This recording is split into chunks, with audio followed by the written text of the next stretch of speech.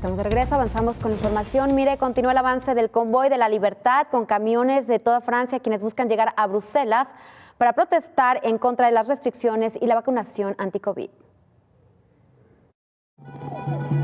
Procedentes de todas partes de Francia, las decenas de camiones que forman el convoy de la libertad llegaron a la ciudad de Lille, pero el destino final sigue siendo Bruselas, donde los antivacunas tienen la intención de mostrar su malestar frente a las instituciones europeas.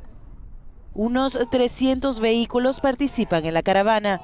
Las autoridades belgas y de la UE dicen que no aceptarán este tipo de protestas. El plan es visitar todas las instituciones europeas poco a poco porque también pasa a nivel europeo, porque vemos que es más o menos lo mismo en todos los países. Así que existe esta voluntad en todo caso de ir avanzando. No sabemos hasta dónde vamos a llegar, pero vamos avanzando y hacemos oír nuestra voz porque no podemos hacerlo de otra manera. Mientras el llamado Convoy de la Libertad seguía su ruta por Lille este sábado, en París 97 personas fueron detenidas durante las fuertes protestas contra el pase sanitario y las vacunas contra la COVID. Algunos manifestantes intentaron bloquear la ciudad, tal como ocurrió en Ottawa, Canadá, por lo que la policía respondió con gases lacrimógenos. Damos la bienvenida a nuestro colaborador Carlos Ramírez Powell. Carlos, ¿qué tal? Muy buenos días. Te escuchamos. Mira, hay una línea que transmite una sola política a lo largo y a lo ancho de los países que se han estado mencionando en los últimos 10 minutos. Estamos hablando de Nueva Zelanda, de Canadá, de Francia, de Australia. El hecho es de que todos ellos, los líderes electos en este momento en esos países, son graduados de la World Economic Forum de Klaus Schwab Rothschild.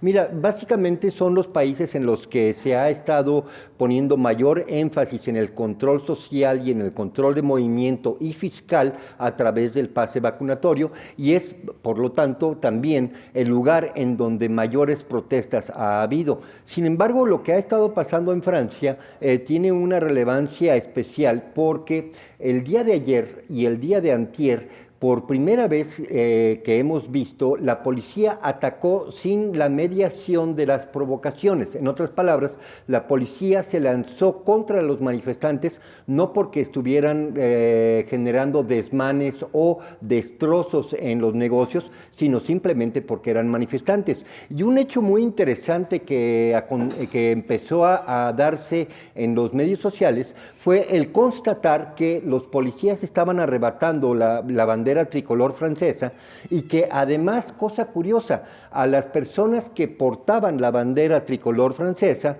les multaban con 135 euros. En ese momento eran detenidos y les daban una multa administrativa a pagar 135 euros. A otra persona que también fue interpelada estaba gritando libertad, y en el momento en que gritó libertad fue apresada por las fuerzas del orden y se le entregó una multa de 90 euros por gritar la palabra libertad. Entonces, mira, al margen de que esto es anecdótico en el sentido de que no se hizo en toda la manifestación, lo que sí es cierto es de que los policías tienen discrecionalmente la capacidad de multar y de arrebatar, de multar ciudadanos y arrebatar banderas por el hecho de ser banderas francesas.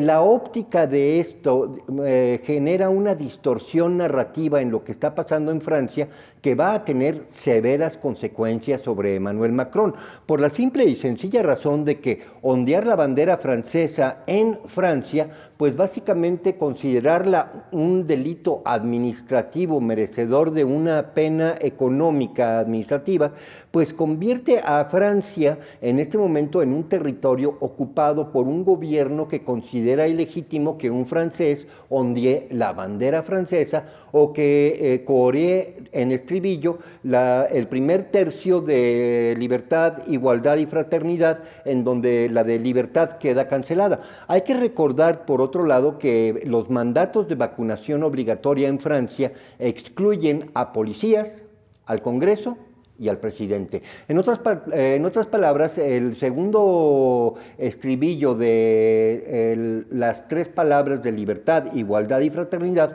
también queda cancelado, puesto que hay condiciones diferenciadas para diferentes sectores de la población. Unos se tienen que vacunar obligatoriamente por la salud de todos y otros quedan excluidos por la salud de todos. En otras palabras, lo que estamos viendo en Francia es, no intencionalmente, porque este es un error garrafal de óptica, pero a algún intendente administrativo dentro de la presidencia municipal de París le pareció poco grave multar a la gente por ondear la bandera francesa o por decir libertad. Eso en cualquier narrativa rompe la idea de que tienes un gobierno legítimo que está representando a la ciudadanía francesa. Esto va a generar una distorsión tremenda en el hilo narrativo a partir de este momento por una razón muy sencilla.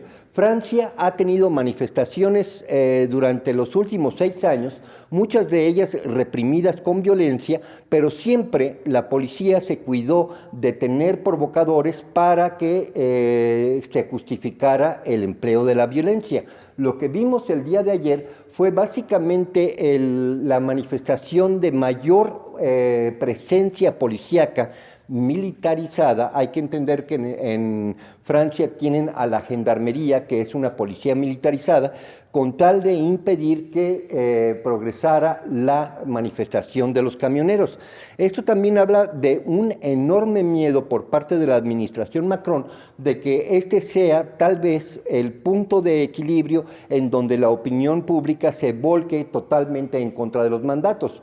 Mira, volviendo a los mandatos, Israel va a abatir la obligatoriedad del pase vacunatorio a partir del 20 de marzo por considerarlo inoperativo, precisamente por las razones que hemos expresado antes. El hecho de que la vacuna no impide ni el contagio ni la transmisión.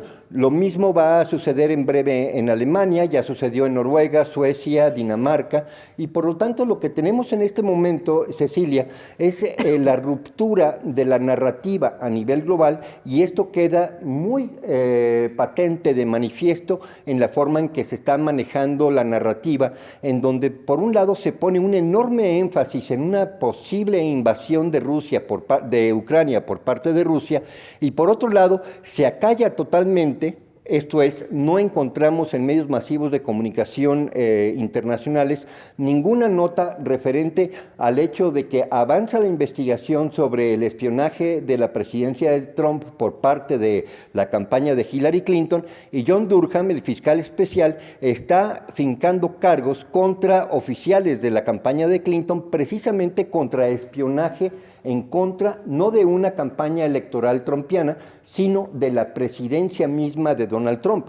Entonces, lo que tenemos ahorita en este momento, desde el punto de vista del manejo de la narrativa internacional que vemos en los medios masivos de comunicación, es básicamente el intento muy fallido, lo estamos viendo cómo se está quebrando, de que hay un orden sanitario racional que puede tener la justificación de ejercer una bota totalitaria en contra de su población. Eso se está rompiendo. Por otro lado, tenemos una narrativa en donde la posible invasión a Ucrania se convierte en el foco central, mientras que Rusia simple y sencillamente dice: no es nuestra intención. Zelensky mismo, el presidente, dice: por favor, autoridades de la OTAN, denme pruebas de que Rusia quiere hacer una invasión. Por otro lado, el embajador ucraniano en Gran Bretaña dice: Ucrania está dispuesta a abandonar su pretensión de ingresar a la OTAN si con esto impedimos una invasión rusa.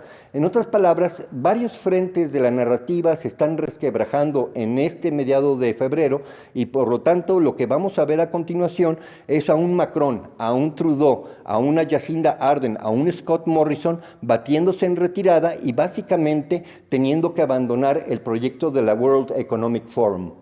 Carlos, y todo esto ocurrió en el fin de semana, tremendo lo que veíamos en pantalla, lo que sucedió este fin de semana precisamente allá en París, en donde parecía un campo de guerra, en donde había ciudadanos pues, que estaban tomando el café, desayunando, comiendo en estas terrazas y son agredidos por la policía.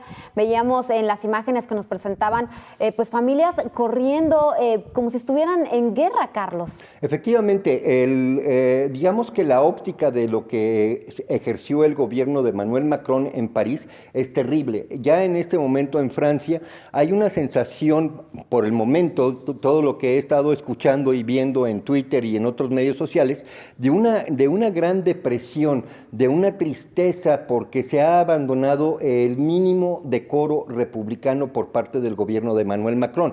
Esto no tiene todavía una consecuencia política visible, sin embargo sí tiene una consecuencia invisible, pero imposible de detener, de que el ciudadano francés se siente totalmente abandonado y sin protección frente a un gobierno que bien parece un gobierno de ocupación si te prohíbe ondear la bandera francesa.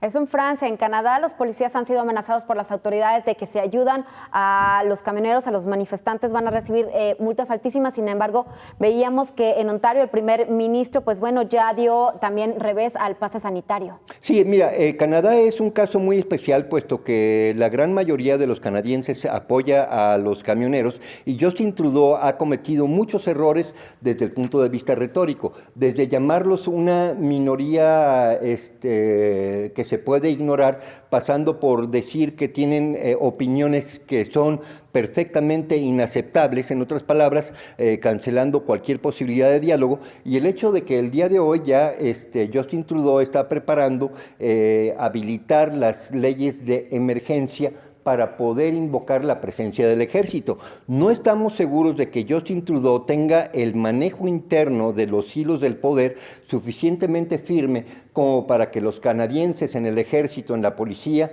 y en la Mounted Police, en la policía montada, le vayan a hacer caso. Sin embargo, Justin Trudeau no ha sido una persona con la cual se pueda dialogar interna o externamente. Esto es, ni en su partido, ni hacia los otros partidos, ni hacia la ciudadanía ha demostrado Justin Trudeau tener la capacidad de entablar un diálogo, porque hasta el momento simple y sencillamente ha habido una cerrazón a atender la petición de los camioneros. Hay que recordar, la petición de los camioneros es un binomio, es alternativo, o abatir todos los mandatos, sobre todo lo que tiene que ver con pase vacunatorio, o la renuncia de Justin Trudeau. Justin Trudeau simple y sencillamente no quiere ceder en cuanto a abatir los mandatos, por lo tanto convierte este enfrentamiento civil en un enfrentamiento mucho más grave, se convierte en una crisis de Estado. Muchísimas gracias, Carlos.